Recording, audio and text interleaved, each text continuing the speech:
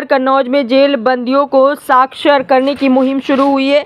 करीब 59 अशिक्षित बंदियों को कक्षा 5 की शिक्षा दी जा रही है। 7 माह से जारी इस पढ़ाई में अब 24 मार्च से परीक्षा दिलाने की तैयारी है। जेल अधीक्षक ने बताया कि 10 बंदी हाई स्कूल और 2 बंदी इस साल इंटर की परीक्षा भी देंगे। कन्नौज के अनोगी में स्थित जिला जेल में जेल अधीक्षक के प्रयासों से बंदियों को शिक्षित करने की मुहिम शुरू हुई थी। जेल अधीक्षक एम.ए. खान ने पढ़ाई में दिलचस्पी रखने वाले 59 बंदियों को चिन्हित किया था, जिनमें 4 महिला बंदी भी शामिल थी। 7 माह पहले इन बंदियों को जेल में ही पढ़ाई का कार्य शुरू हुआ था। उसके बाद से लगातार रोजाना करीब 3 घंटे बंदियों को पढ़ाया जाने लगा। अब बंदियों को परीक्षा दिलाने की तैयारी की जा रही है। उसके लिए बाकायदा जेल में पढ़ने वाले बंदियों का टेस्ट लेकर उनकी कैटेगरी चिन्हित की गई है। 3 कैटेगरी के इन बंदी स्टूडेंट की अब 24 मार्च से कक्षा 5 की परीक्षाएं शुरू होंगी। मोहम्मद अकरम खान, अधीक्षक जिला जेल कन्नौज, शिक्षित होने के बाद इन बंदियों के अंदर एक अलग उत्साह और आत्मविश्वास नजर आ रहा है, जो कि इनकी बातों से बयां भी हो रहा है। और बंदी student Sadiq Paul, director tooth mission विद्यालय फतेहपुर। तो आइए देखते हैं क्या कुछ कह रहे हैं, देखिए पूरी रिपोर्ट। लेट कहने पे आप नाराज मत हो जाना। हमारी इच्छा थी कि ये बंदी विद्यार्थियों की है, यहाँ पर जिस प्रकार से अनुशासन में रहते हुए डेस्क के सामने बैठकर परीक्षा दे रहे थे, ये ट्रुथ मिशन स्कूल फतेहपुर की टीम यहाँ पे बैठी है और इन्हीं के ट्रुथ मिशन स्कूल फतेहपुर के सौजन्य से यह साक्षरता परीक्षा आयोजित की गई। इसमें लगभग 59, जिसमें 55 पुरुष और 4 महिला बंदी विद्यार्थियों ने प्रतिभाग किया है। इसमें स्तर 1, 2, 3 से लगातार पिछले 1 वर्ष से लगभग 7 महीने पहले हमने जेल में साक्षरता और शिक्षा का एक अभियान शुरू किया था। तो सबसे पहले हम ये करते हैं कि एडमिशन के टाइम पे बंदी को देखते हैं, तो ऐसे बंदी जो इलिटरेट या सेमी लिटरेट होते हैं उनका तुरंत हम रजिस्ट्रेशन कर लेते हैं, जो हमारे यहाँ साक्षरता कक्षाएं चल रही हैं, और फिर उसके बाद उनको पढ़ाया जाता है। वो साक्षरता कक्षाएं हर बैरक के कंपाउंड में दोपहर के टाइम लगभग 12 साढ़े 12 बजे शुरू होती हैं और लगभग 3 बजे तक रहती हैं, चलती हैं। तो उसमें उनको पढ़ाया जाता है। फिर कुछ दिन के बाद हम ये देखते हैं कि कौन कितना पढ़ गया। कुछ लोग बहुत आगे निकल जाते हैं, कुछ लोग मीडियम रहते हैं, कुछ लोग बिल्कुल पीछे रहते हैं। तो उनको हम उनके प्रोग्रेस के आधार पर लेवल में बांट दिया जाता है, कैटेगराइज कर देते हैं। फिर लेवल 1, लेवल 2, लेवल 3, फिर उसके बाद हम अलग अलग लेवल की कक्षाएं लगा के उनको पढ़ाना शुरू करते हैं। तो आज इसी तरह के तीनों लेवल के बंदियों की परीक्षाएं हुई। उसमें लेवल 1, लेवल 2 और लेवल 3 के कुल 59 बंदियों ने प्रतिभाग किया, जिसमें 4 महिला बंदी भी शामिल है। और इन 7 महीनों में बहुत बंदियों ने बहुत अच्छी तरह से पढ़ना लिखना सीखा है। बंदी बहुत खुश हैं, बहुत उत्साहित हैं। पढ़ना लिखना सीखने के बाद उनके चेहरे पे एक आत्मविश्वास और एक आत्मसम्मान की भावना स्पष्ट रूप से झलकती हुई दिखाई देती है। इसके अलावा हमारा ये भी है, ये बेसिक लिटरेसी का रहा कि 5वां और 8वें की बारी आती है। इस बार मार्च में ही 2025 में 24 मार्च से परिषदीय विद्यालयों की परीक्षाएं शुरू होंगी। तो हमारे यहाँ भी 20 बंदी 5वें और 8वें में रजिस्टर्ड हैं, वो परीक्षा देंगे। उनका रजिस्ट्रेशन पास के ही बेसिक शिक्षा परिषद के विद्यालय में करा दिया गया था। उनकी किताबें मिल गई थी, उनकी कक्षाएं प्रतिदिन जेल में ही लगती हैं। 24 मार्च से वो परीक्षा देंगे। इसके बाद आती है हाई स्कूल और इंटर की बारी। हाई स्कूल और इंटर के लिए हमने अभी कुछ महीने पहले प्रयास किया था, वो हमारा प्रयास सफल रहा। NIOS का स्पेशल स्टडी सेंटर हमको मिल गया है। हमारे यहाँ इस बार शुरुआती सेशन में अभी शुरुआत है बिल्कुल। 10 बंदियों का हाई स्कूल में रजिस्ट्रेशन हुआ है और 2 बंदियों का इंटर में रजिस्ट्रेशन हुआ है। इन 12 बंदियों की परीक्षा जेल में ही अक्टूबर 2025 में आयोजित की जाएगी। तो हम अभी जेल में बेसिक लिटरेसी से लेके इंटरमीडिएट तक की शिक्षा का प्रबंध कर चुके हैं। अच्छा, कितने परीक्षार्थी बैठे थे परीक्षा में? आज की परीक्षा में टोटल 59 बंदियों ने प्रतिभाग किया, जिसमें 4 महिला बंदी भी शामिल है। अच्छा, इसका परिणाम कब आएगा? इसका परिणाम लगभग 1 सप्ताह के बाद आएगा। इनको सबको सर्टिफिकेट दिए जाएंगे। शुभ नाम का क्या है आपका? शुभ नाम? मेरा नाम मोहम्मद अकरम खान है। क्या है आप? मैं जिला जेल कन्नौज में जेल अधीक्षक के पद पर तैनात हूँ। ठठिया। कितने देर से जेल में बन रहे हैं? 11 महीना साहब हो गए। काहे मामले में? बहू। अच्छा, क्या इससे पहले आप पढ़े लिखे थे क्या? नहीं साहब, कोई पढ़े नहीं। क्यों नहीं पढ़े थे? माँ बाप मेरे साहब गरीब थे, कानों पैसा ऐसा उनके पास था नहीं, और खेती बाड़ी है ना, गरीब आदमी साहब मजदूरी वसूरी से अपना जीवन काटते हैं। जेल में कैसे याद आई पढ़ने की?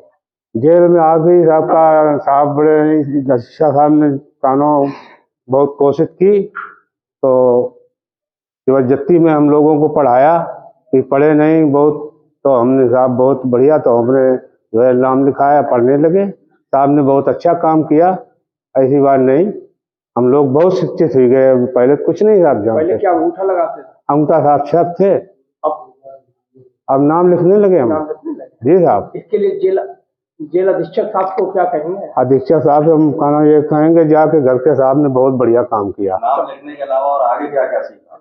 मास्टर साहब को क्या कहेंगे अपने? मास्टर साहब ने खूब पढ़ाया। अच्छा ठीक है, नाम तो लिख ही लेते हैं, आगे क्या क्या मास्टर साहब ने सिखाया आपको? पढ़ना लिखना सिखाया। पढ़ लेते हैं जी। अब क्या महसूस कर रहे हैं आप? महसूस का हम तो सही है, पढ़ी हैं। अब तो ये तो नहीं अंगूठा टेप? नहीं साहब, अंगूठा टेप नहीं अब रहे हम।